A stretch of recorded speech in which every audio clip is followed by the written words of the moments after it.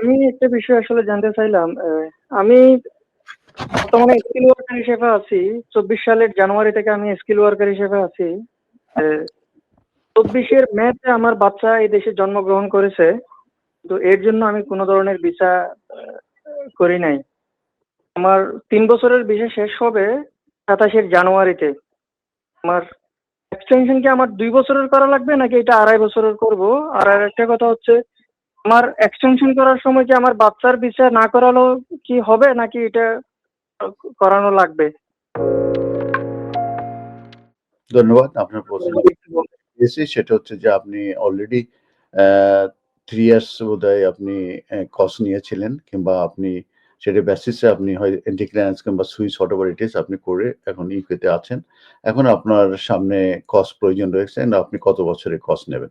আমার যতদূর ধারণা যে আপনার বোধহয় 3 ইয়ার্স এর কোর্স আপনাকে দিবে। অতএব আপনি 3 ইয়ার্স এর কোর্স আমার মনে হয় নিয়ে নেওয়া উচিত। 3 ইয়ার্স এর নিচে সম্ভবত কোর্স দেয়া হয় না। 3 ইয়ার্স এর আপনার কোর্স নিয়ে নেবেন। নিয়ে সেটা আপনার নামে অ্যাসাইন হলে সেটার বেসিসে আপনি ৩ বছরের জন্য আপনি ভিসা নিয়ে নেবেন। এটাই আমার অ্যাডভাইস হবে এবং আপনারা জানেন যে এন্ড অফ 5 ইয়ার্স আপনাকে ১ বছর আগেই আপনি having completion of 5 years on skill worker এ আপনি সেটেলমেন্ট এর জন্য এলিজিবল হবেন। আপনি সেটেলমেন্ট এর জন্য তখন আপনি অ্যাপ্লিকেশন করে দিতে পারেন। বাচ্চার ব্যাপারটা হচ্ছে বাচ্চারা কিন্তু এখানে ইল্লিগাল হয় না।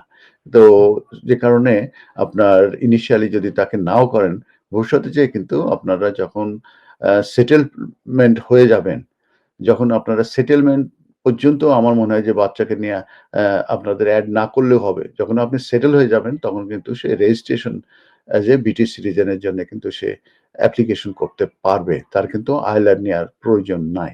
আ এই যে এটা একটা অপশন হলো কিন্তু আপনি যদি ট্রাভেল করতে চান, ইউকের বাইরে যেতে চান তখন কিন্তু বাচ্চাকে নিয়ে যেতে পারবেন না। যেহেতু বাচ্চার পাসপোর্ট নাই কিংবা বাচ্চার পাসপোর্ট থাকলে পাসপোর্টে আপনাদের ডিপেন্ডেন্ট হিসাবে ভিসা নাই।